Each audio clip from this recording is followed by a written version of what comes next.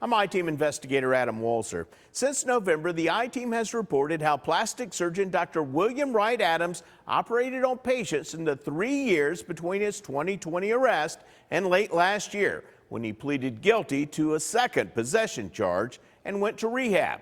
We've heard from patients who say they had complications from procedures he performed during that time period, but none have been able to find lawyers willing to take their cases.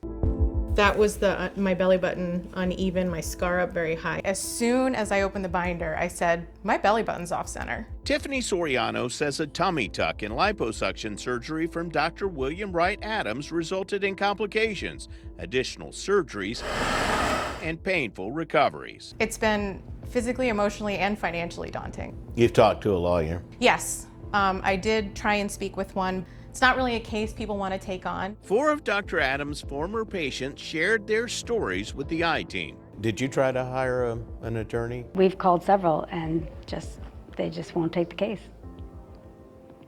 A lot of them don't even give you an answer why. Diane D'Angelo says her breast deflated. She got an infection and her wound reopened nearly 2 months later. I called 2 different attorneys and they would not take my case. Patty Monefusco had to go to a wound specialist after an infection following breast implant surgery. Just basically we get turned around that there's no case. Rachel Hoffman says she underwent multiple surgeries and suffered infections. She provided photos so graphic that we chose not to show them. We're all going through this, heartbreaking, scars, healing. Took the court in for Pinellas County is now in session. Dr. Adams was arrested twice for possession of methamphetamine.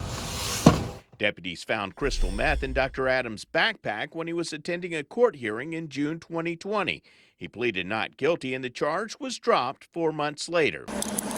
Crystal meth was found in Dr. Adams' SUV during a traffic stop in May of 2022 while he was on his way to his office to perform surgery. They're putting somebody to sleep right now for me to operate on. Okay. So I have to call Would you like me to call them and tell them?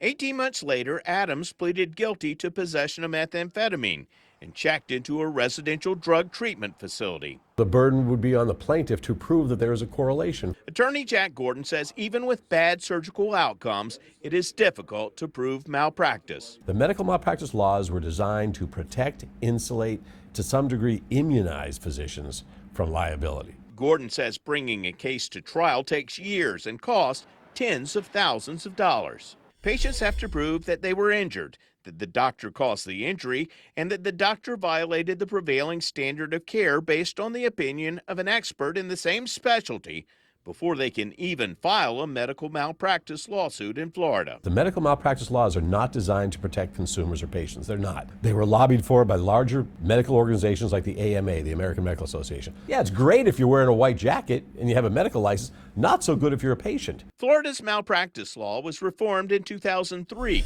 when lawmakers feared double-digit annual malpractice insurance rate increases would drive doctors out of Florida. Those reforms established pre-suit requirements and set a 2-year deadline to file medical negligence claims. According to the Florida Department of Insurance's 2023 report, changes to the law have continued to benefit policyholders and the industry. That's doctors and the insurance industry, not patients. The report shows Florida malpractice insurance carriers spent more than $109 million to pay for legal representation of doctors and $365 million to settle claims, but collected premiums of nearly $835 million. Gordon also says consent forms informing patients about risk of infections and other bad outcomes protect doctors in court.